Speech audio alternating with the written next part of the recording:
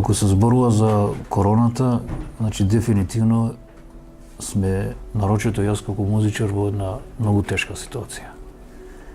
Ги знаете проблемите сега од музичарите, кои што има дефинитивно забрана да се прават свадби, па тие да свират и така натака и така натака.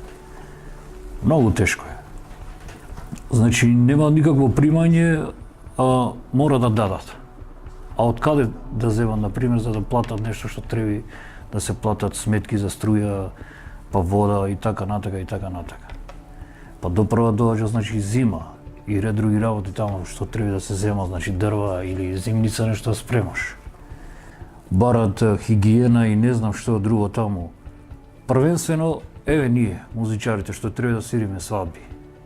Од каде ќе земаме сега ние пари, например, да земаме нешто дезинфекција дома, маски треба да се средуваат, дистанца да држиме и така натака и ред други работи. Нема од каде. Затоа што не работиме. Другој кој ќе работиме, значи, окей ќе биде работа, да ви кажам и претходно. Мање више тие работи. Како ќе ги плаќаме сега струја?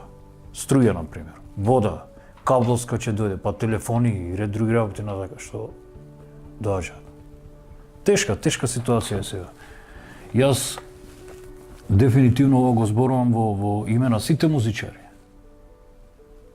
Има луѓе, значи, гледам сега некои кафани отворени се, работат. Кафани со музика, али нарочето овие што се свадбари, музичари свадбари, кои што треба да свират свадби, кај ним е тешка работа. Многу тешка работа и не знам што се случува баш само за ним. Ударот кај ним остана.